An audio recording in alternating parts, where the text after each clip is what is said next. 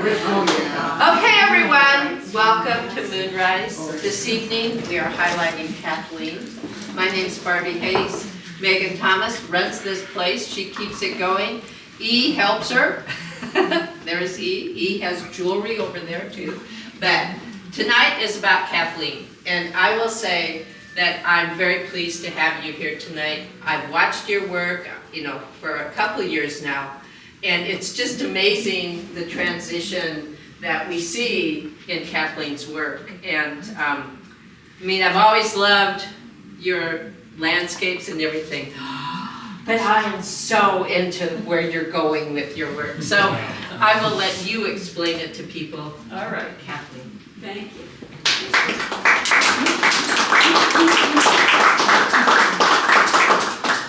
Thank you for being here, and thanks to Barbie. You can use this as a podium. Oh. If Ernie gets out of the way of the camera. I'm really... Not a good part of the show. We do it, yeah, right here, Ernie. I'm really grateful to be a part of this gallery. Ever since I first met Barbie and Megan, and yes, they have kept an eye on my work for the last couple of years, since I guess I was in the first Bootaloo Lit Art Fest in Glacier Creek. Yes, you were. Yeah, and so it's really nice to be a part of this family too. And with that, I was going to say, I know you have notes. yeah, I'll show. Okay, see how neat this looks? I started to practice this yesterday with Ernie, and he was like, wait. That is just too boring. I didn't exactly say that. Oh, Ernie the critic. Well, he's actually very helpful. And so he said, what I think people want to know about is what this page has on it. And I want you to know that this is part of my art.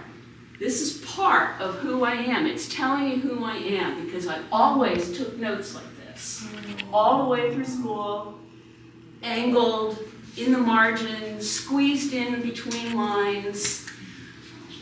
And I couldn't understand why I did stuff like that.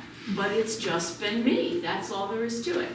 So that's why I paint different things, because I have different thoughts. Different ideas pop into my head, and I gotta go back and make a note over again. I don't know if you all got to look at the florals on that wall, but that's pretty much the way I started painting when I started actually painting, was I went for the florals. And that's pretty, well, still life. Is that one? Is the purple one like that? Yeah, the purple one, yeah. Sure. I started painting realistically, like people do when they learn how to draw, etc., and use whatever mediums they're using. I also lived in a place that was more conservative than Omaha. Whoa, wait, I know. Not that it was red by any means, it was blue, mostly. But what the people who bought art wanted was Nantucket scenery, and for the most part. But just as I left, more abstract stuff was starting to become more popular. But I got here right before COVID shut everything down, and at first I was disappointed, but then I thought, oh, this is great. I'm retired now, I can do whatever I want. And so I did, and let me think here. These were among the first two that I painted, and living here. And I allowed myself to start going just a little more abstract. These followed visits up to the Niobrara in the middle of winter, during COVID, whatever, you know, and I just saw things that really appealed to me. I am going to totally interrupt. Okay, so when I first saw these, do you remember, and I said to you, oh, you know, that looks like, to me, it looked like a wave. Oh, yeah. And a surfer. Well. And all of a sudden, Kathleen looks at me and she goes, no, it doesn't. And I'm like, how do you know? And she was like, well, I was a surfer. And I'm like, whoa, this is a side of you I didn't even know. So you have to add that in. But, you know, I'm not sure I was that smart alecky. No, I didn't.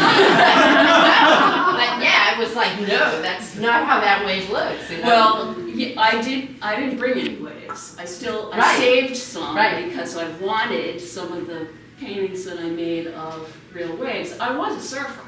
So I lived in those waves, you know, like a lot. And I did paint a lot of waves. So these being among the first paintings that I did here, I think it's normal that it looks like a wave because it was still part of my inner vocabulary that was coming out. But what it really is the erosion and the tectonic plates of what was once upon a time underneath the prairie. Maybe this is under the sea, the shallow seas that covered the middle part of the country that is no longer there, things like that. And part of the reason I really loved landscapes is because, to me, landscape has the longest story to tell of anything on the planet about us and how what we've done with it, to it, so on. And it's just beautiful anyway, so that's what I went for. What else did I want to say about that?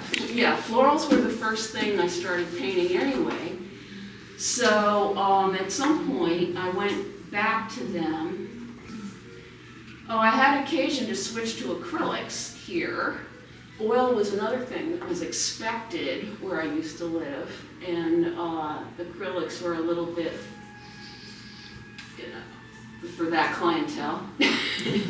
And I thought, wow, COVID ended and I could get out and look at stuff, and I thought, look at this, what's going on here. And I didn't even know any other artists yet. And I got really excited, so I went back to florals and switched to acrylic to see what could be done with it. Acrylic has so many experimental possibilities that I fell in love with it.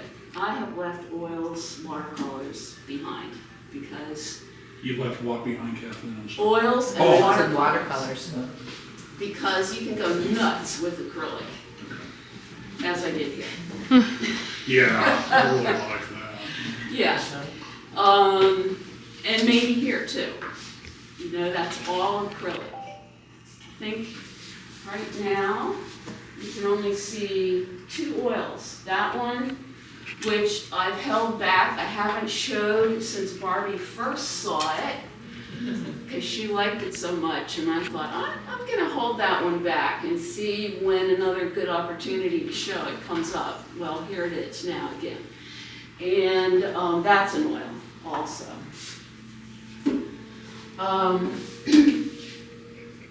So what else can I say now? Florals. Yeah, I went kind of crazy with the florals, but I think my florals go with this. This is my brain. I am driven, I am focused, I am good at concentrating, but it goes like this. It doesn't go like this page. So, yeah, so I did this and that, and oh yeah, and that one up there. These, my friends, should I tell you what they are?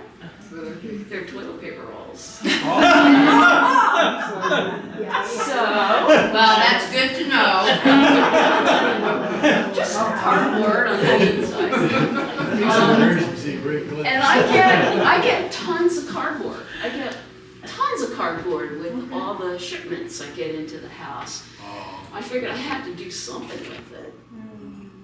And I have more plans at home with other kinds of cardboard, brown papers that I've collected. This is newspaper. Oh, And it's well coated in flexible plastic. So it should be flexible all right. plastic? Flexible. Okay. The acrylic is plastic. Right. Yeah, it is a plastic. And at first these curled, but man, it suffered.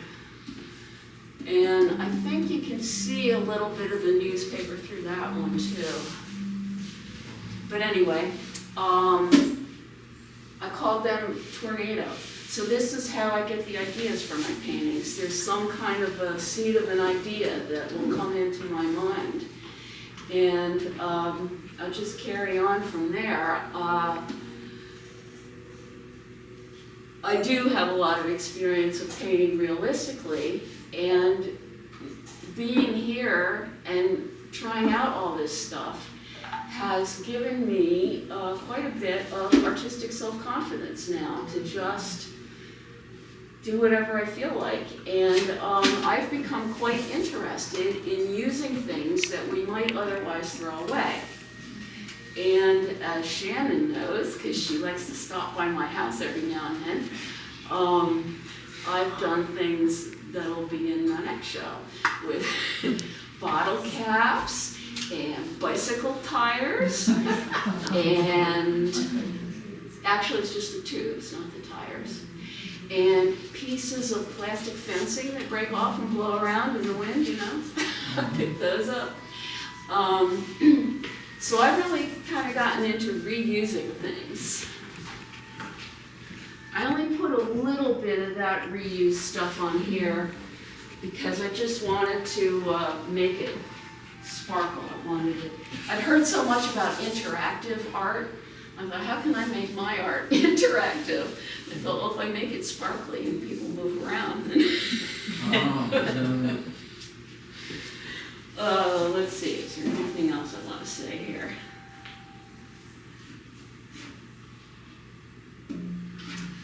I think I covered it, but so I thought I would leave you all with a question that you can try to answer, because I'd like to hear what you think about it.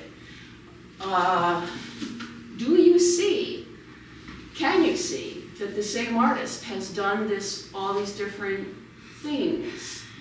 And if you can see the same artist did all these different things, tell me how you see it and how you see, like how would you know walking in that this is one show? I don't know. I would like to know. Art is a mystery. So I'm pretty used to the flowers, you know, I mean, that's kind of what I think of when I see what you do, and I really like that kind of stuff. But I was surprised but not surprised that you did that. And I thought you had pieces of plastic there on those cardboard. So I got, isn't that cardboard mostly? Yeah, I thought I put one piece of plastic on here. Did you? Okay. But I would. I guess not. I wouldn't have guessed that was you, but once I saw it was you, I mean, it made sense, you know. I mean, it did. But yeah. I mean, I'm really glad to see you doing, you know, taking some chances and stuff. And we've always liked your work a lot. We just get a big charge out of it. So, Thank you. Yeah. And we get a big kick out of you. So. And Ernie too. Yeah, and I took notes just like that in college too. So I went, whoa, there's somebody who does that too. You know? Artist, you know. Yeah, I'm not an artist. I'm just weird. See, I see those two the same. I mean, and that's how we put them up. You know, we had these two together the other day. Uh-huh. Because I see this one coming out of this one. Mhm. And then that's why we put this here, was because it looks like it fell out of here. It does, from back here, it looks like it fell out. Put some little blue squares on We it. should, you know, but I see these two together, that from this came that. Yeah, it kind of breaks me out of my everyday life, which is pretty boring, you know. You know. And I like that one over in the corner, because I do a lot of mapping for clients and stuff, you know, mapping their locations and stuff, and so I'm just big into maps, so that just, I mean, probably nobody else sees that, but I see it, you know, it kind of makes a lot of sense to me. My father Spatial sense, pasted you know. maps. My father pasted maps up on closet doors. There was closet doors on the end of one room when I was a kid. And my dad pasted maps of the world and the country and the flags of the world. And my brother and I would just sit there and stare and stare and stare, quiz each other occasionally and things. Yeah. Yeah. Yeah.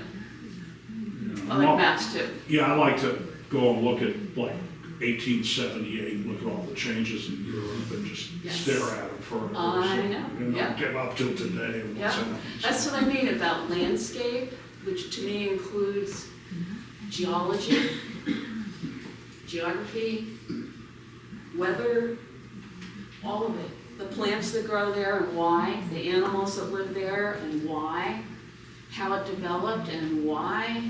It's all covered under geography. And Oh, there's a story there. it always has a story to tell.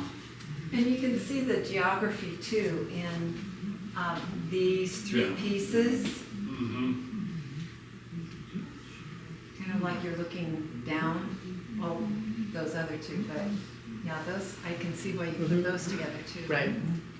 Do you have a name for the style? So you refer to your florals and Mhm. landscape. So the cubist version of tectonic, like that one, and then all the little like strips behind you, and then the grid that we're talking about on the right side. Do you have a name for those? Because you haven't described them from your Good perspective. question. In my head, I call it symbols. And it covers it for me because I also think that things we throw away are symbolic of our lives. Even ancient archaeology, things they throw away, is part of our story.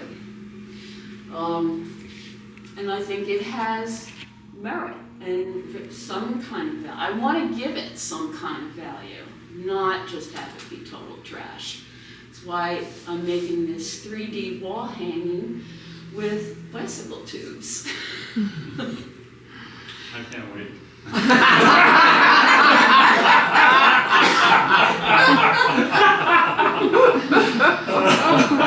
Yeah.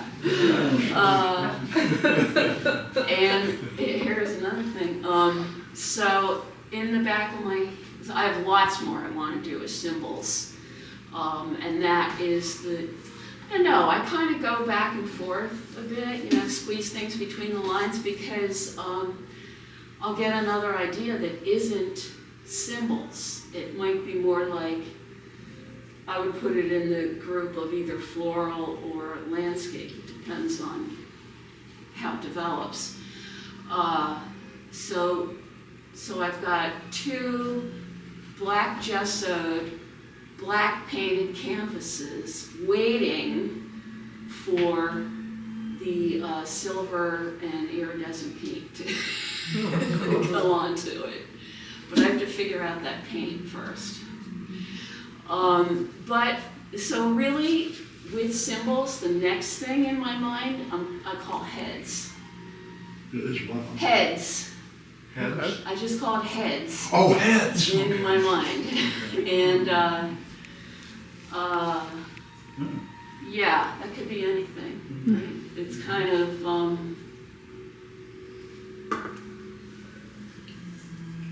I have a feeling it'll turn out being rather social, political in its look. Yeah, but I don't know yet. We'll see. Okay, any other questions? Comments? I just think the one on the right, the bottom to the right, the farthest, it looks like a person to me. It looks like a figure where it starts with a head and it's, yeah, it does look like a figure. That one there, oh. Yeah. When I first had it pretty far along and hung it up, I hang things, when things are pretty far along, I hang them up on a couple of different walls in the living room so I can see them a lot and just either glimpse them or stare at them or, you know, get used to them, whatever. And that one, when I first put it up, I did see that figure right away, It looks like one. which inspired me to do what else I wanted. You know, it's like, at some point, a painting has to develop on its own. More, I say it like that, but, you know, I do know composition and No. that kind of stuff, but I already know that, so I don't have to really think about it too much, except when I'm looking at something, like Shannon said the other day about my bottle caps. I like the tire one. Oh, it's- I like the tire. it's The tire balanced. one's really cool. Yeah, I like it. That tire one's really neat. That you were working on. I just thought that was cool. The tubes or whatever. The tubes, Yeah. yeah. So I did see that figure in there, and I thought, okay, I know what I'm doing with this. It is- I like it. That's my favorite. It's That's my pixelated favorite. man, you know, it's pixelated, and Yeah, it's a that's great. person that got all pixelated. Because that's what we do, right? We look at digital stuff and it pixelates a lot of the time. Sorry, when you hang something on the wall, or let's say you have 2 or 3 works hanging on those walls at home, do you leave them as is, or do you look at them and say, I need to do this or that with? That's what I do. It's part of your process. Yeah, I can't remember any of them that were finished enough to satisfy me. Mhm. That, you know, that I put up there, and that's one of the mystery parts, I think, of creating art of any kind. So is that true for everything you do, or do you get to some point where you feel like you're done? It's hard Oh, at yeah. dinner sometimes. Yeah. That's for an hour, and okay, now we'll finish it. Yeah, and sometimes it's days or even weeks that something will be up. That makes sense. That's the mysterious part, but I did have a teacher one time who gave us all a really great tip that I will share. Take a look at your work, he's talking about painting, and decide if it needs 5 more strokes. And if you think so, go ahead and put those on, and stop. And then look at it some more and decide if it needs 5 more strokes, you know, and he just kind of went like that, so that when you're nearing the end, you don't quit too soon or muddy it up. Yeah. So do you get to a point where you just think, you don't think it's done, it's never good enough is good enough, or? Yes, Okay. you'd be surprised. I do get to that point. I have one that I believe I've only shown once that I'm holding back. And it was the very first Omaha painting I did, set on the corner of Millard Ave and 130 what? Second. No, 130.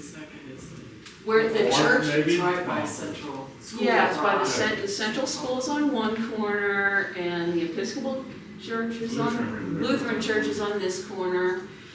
And there's a glass guy over here, and a printer over there, and stoplights.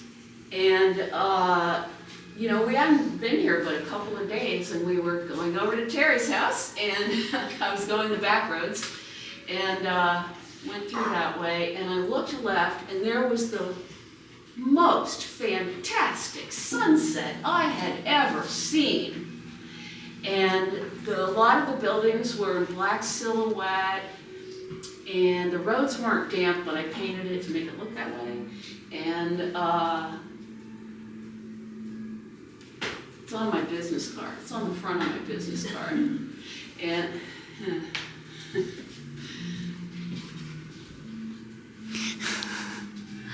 here it is.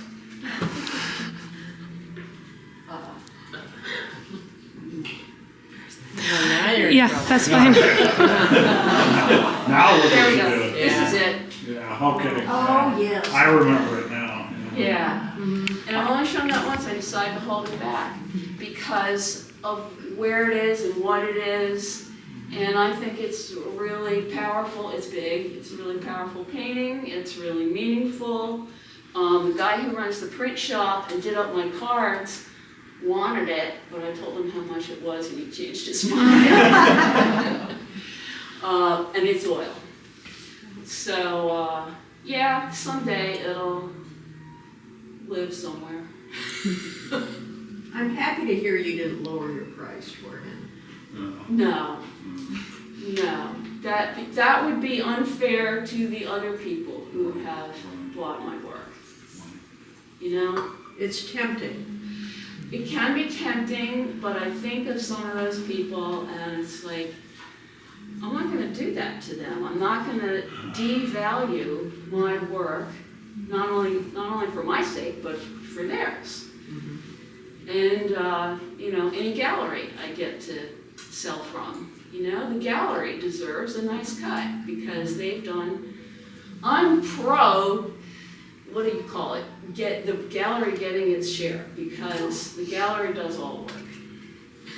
All work after I'm done with the part I do. Well, that just makes good business sense too. I mean, you know. So many people complain about that, but I figure, so I made my living in retail. I Yeah, know. right, I know how it okay, works. so that's what, yeah. Yeah. Exactly. Okay, well, we can video you trying to put that piece of art. No, kidding, really kidding. Oh, there it is.